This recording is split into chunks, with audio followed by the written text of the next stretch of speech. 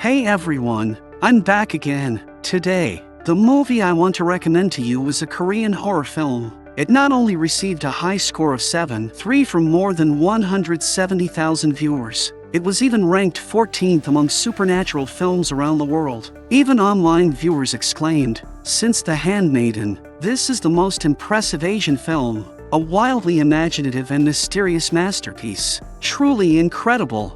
And this film is the eeriest movie starring award-winning actor Hwang Young in The Wailing. In a small mountain village in an ancient Korean town, a bizarre murder case suddenly took place. Even a veteran detective with years of experience was nearly frightened out of his mind by what he saw. The man was covered in severe sores and staring blankly into the distance, while his newlywed wife had been struck over 300 times, leaving a scene that looked extremely horrifying. Yet even though the room was covered in blood, this was not the original crime scene. The victim must have been moved here after the incident occurred. And what no one expected was that the real crime scene turned out to be a massive bird's nest. Having never seen such a strange case before, the police chief immediately developed a splitting headache, although the suspect had already been arrested. From that moment on, a series of bizarre events began happening one after another, and even the police officer Jung-gu could not escape it. One night during his shift, his colleague Deok-ji mysteriously told Jung-gu that this case might be connected to a Japanese stranger who had recently come to the village.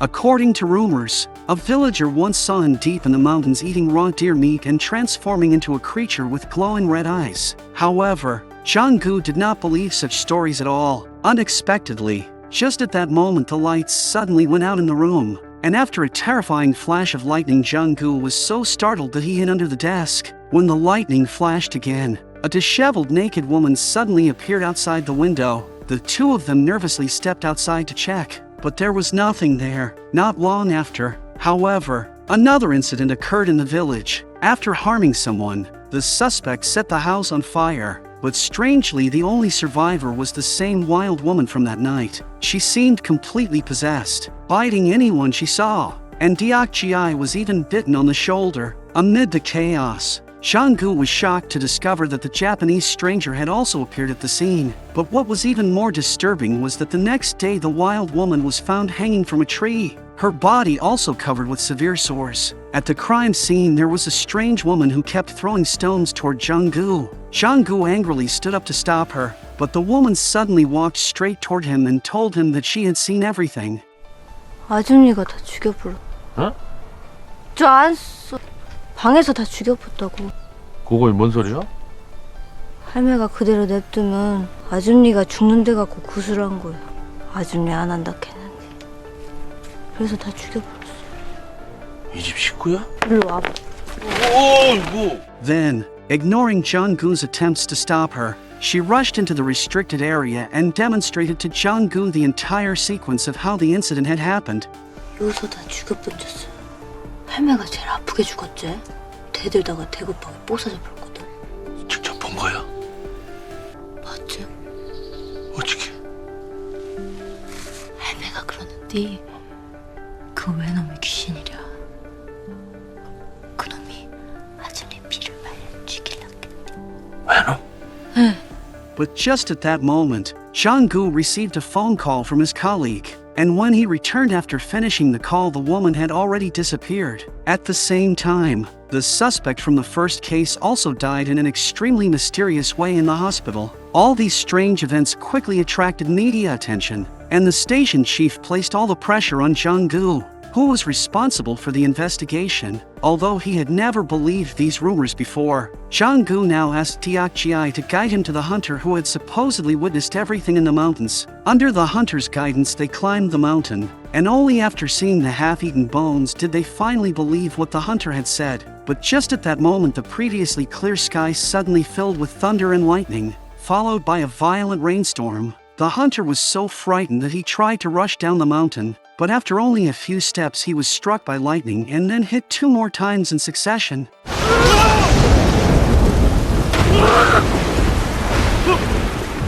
어디 가요? The two men had no choice but to send him to the hospital first. Yet what Jung-gu did not realize was that his nightmare had only just begun. That same night, his daughter Hyojin suddenly began convulsing violently. letting out terrifying screams. Jang-gu thought his daughter had simply had a nightmare, but the next morning he discovered that Hyo-jin's behavior had become extremely strange. She had never eaten fish before, but that day she suddenly devoured several fish in one sitting. By this point, Jang-gu himself was becoming deeply unsettled. He feared that his daughter might be the next victim, so he asked a church assistant named Yang Isam for help. Because Yang Isam had lived in Japan for several years, he could also act as a translator. This time they finally arrived at the Japanese man's house, but the place was completely empty. Jang-gu noticed a mysterious mask, and in another room there were piles of ritual objects, including a strange box. Just as Jang-gu was about to inspect it more closely, he suddenly heard someone shouting for help outside. It turned out that Yang Isam was being attacked by a vicious dog, and Jang-gu rushed out to help him. Meanwhile, in another room, Deokji witnessed an even more terrifying sight. The walls were covered with photographs of people from the village who had recently died, and among them was a single white shoe. At that moment, the vicious dog outside broke free from its chain and launched a furious attack toward the two men. Just as the door was about to be broken down, everything suddenly went quiet. The Japanese man had returned home. After entering the house, he did not say a single word. He simply glanced at the photos and then stared silently at them. The tense atmosphere frightened everyone, and they quickly jumped into the car and fled the place. However, what Jang-gu never expected was that the shoe Deokji had seen at the scene actually belonged to Hyo-jin. This terrified Jang-gu, and when he returned home, he anxiously questioned Hyo-jin about whether she had ever met the Japanese man. But Hyo-jin suddenly lost control of her emotions and began shouting wildly at him. Heartbroken for his daughter, Jang-gu had no choice but to wait until she fell asleep and then secretly lift the blanket, only to see that her body was covered in sores. Jang-gu trembled with fear, but Hyo-jin suddenly noticed what he had done. 오밤중에 딸내미 치마 걷어올리고 뭐더냐고.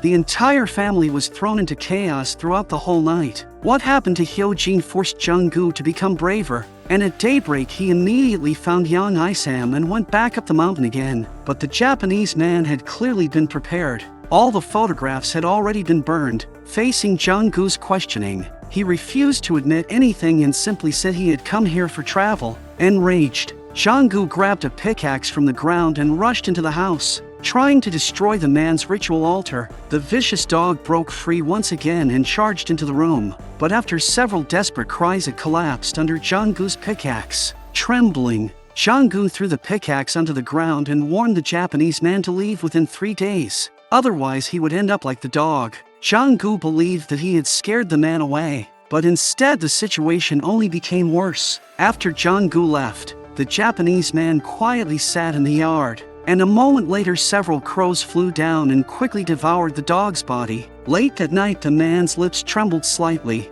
as if he were chanting something under his breath. Sure enough, the next morning a dead goat was hanging at the entrance of Jang-gu's house, and he himself felt so weak that he could barely stand up. His mother and wife took him to receive acupuncture treatment and asked an elderly neighbor to watch over Hyo-jin. When Jang-gu heard this, he suddenly had a terrible feeling, and he immediately struggled back home while limping, but he was already too late. The elderly neighbor was lying on the ground surrounded by blood, while Hyo-jin stood there holding a pair of scissors. Jang-gu had completely run out of options, so he followed his mother's advice and invited a famous shaman named Il-gwang. At this moment, the real story was only just beginning. Il-gwang first sniffed the ground, then entered the house to carefully examine Hyo-jin, and afterward walked outside while whistling and searching around the yard. Very quickly his attention focused on the kimchi jars, and he asked someone to bring one of them over. Inside it had originally been fermented soybean paste, but when the jar was smashed open there was a dead crow hidden inside.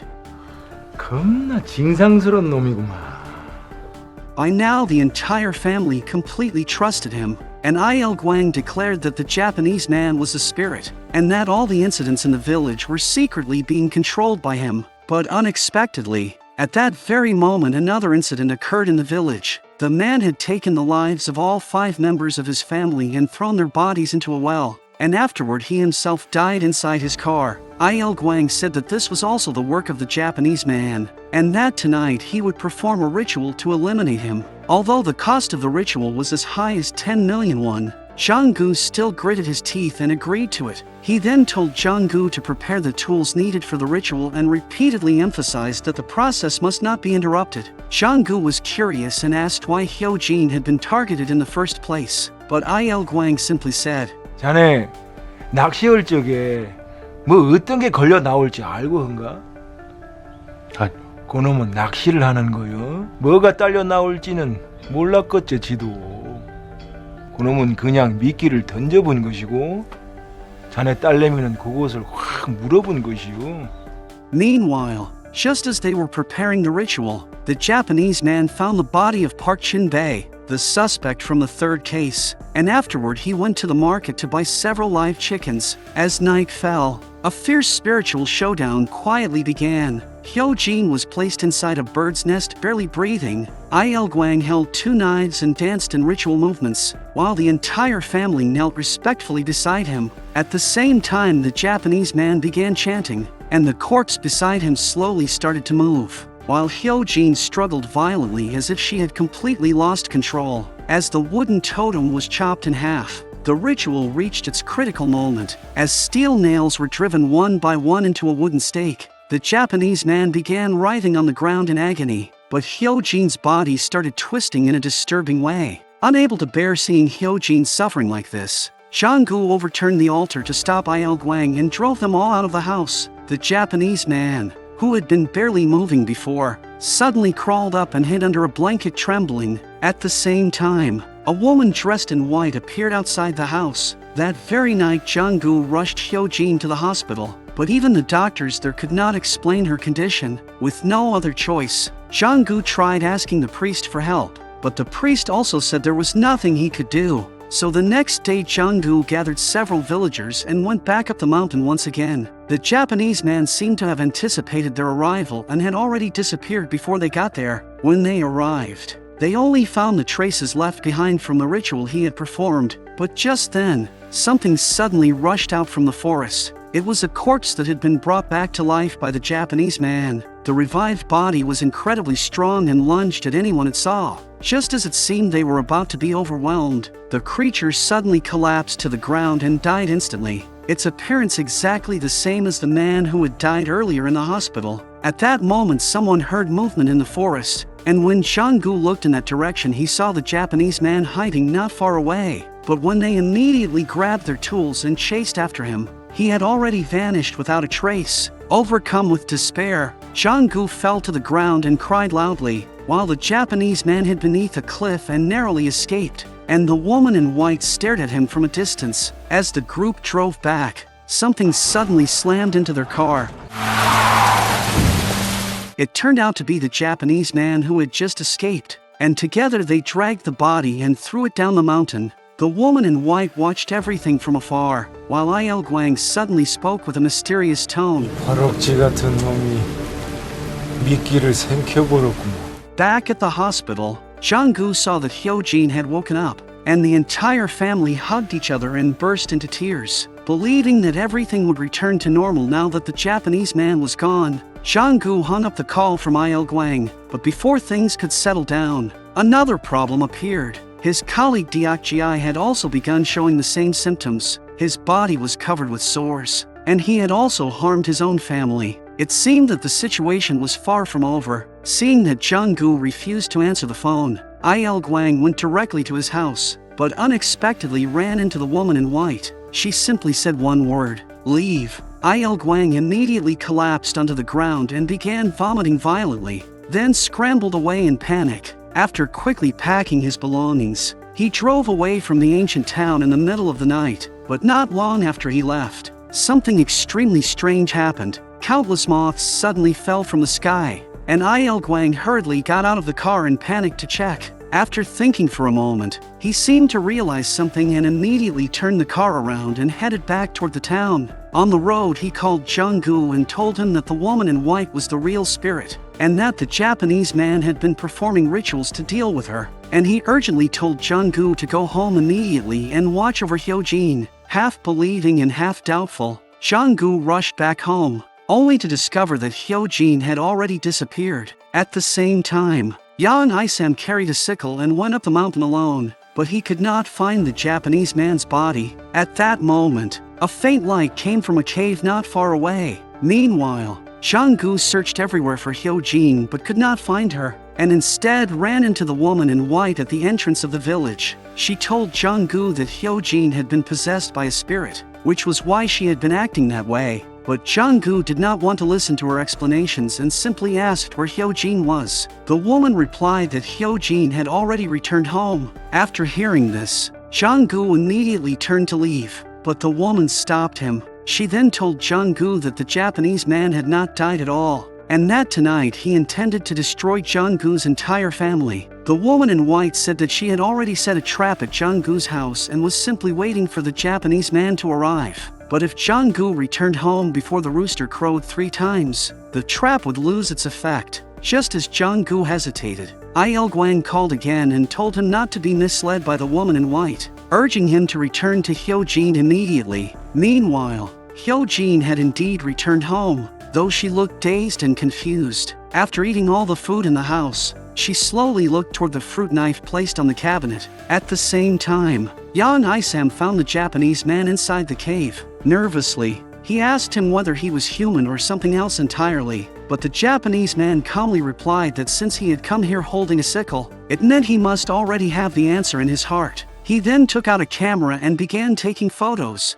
which meant that Yang Isam was about to face a terrible fate. The scene returned to Jang-gu, who asked the woman why that man was doing all of this. She told Jang-gu that it was because the girl's father had made a mistake. 내가 무슨 죄를 졌대? 네 딸의 애비가 남을 의심하고 죽이려고 하고 결국엔 죽여버렸어.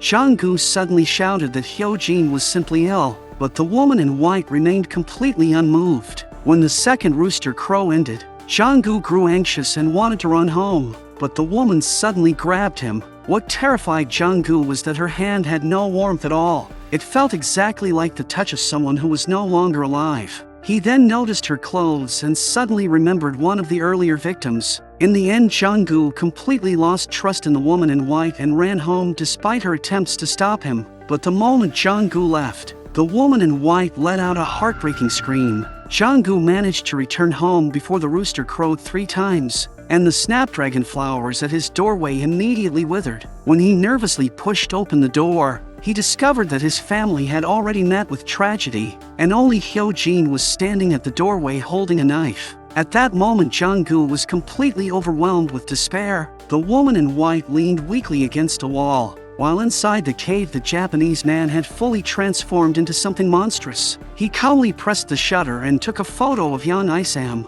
The next day, Il-gwang arrived at Jang-gu's house and saw Hyojin sitting in the yard with the same blank expression as the suspect from the first case. Il-gwang walked straight into the house and then took a photo of Jang-gu with his camera. While packing his things, a box suddenly fell to the ground, revealing that it was also filled with photographs of victims. But even at his final moment, Jang-gu was still calling out his daughter Hyojin's name.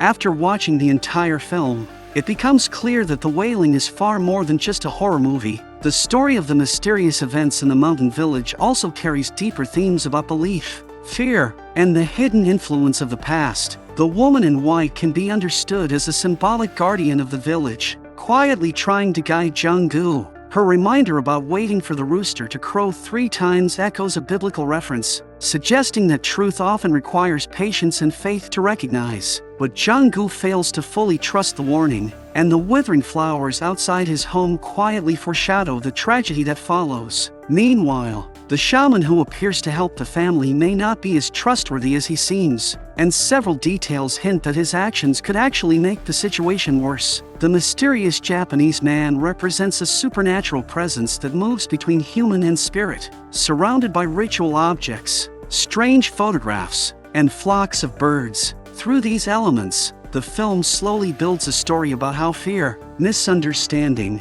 and belief can spread through a community. Rather than giving clear answers, The director leaves many clues and symbols for the audience to interpret. In the end, the film reminds viewers that only by staying thoughtful and cautious about what we believe can we truly understand the truth behind what we see.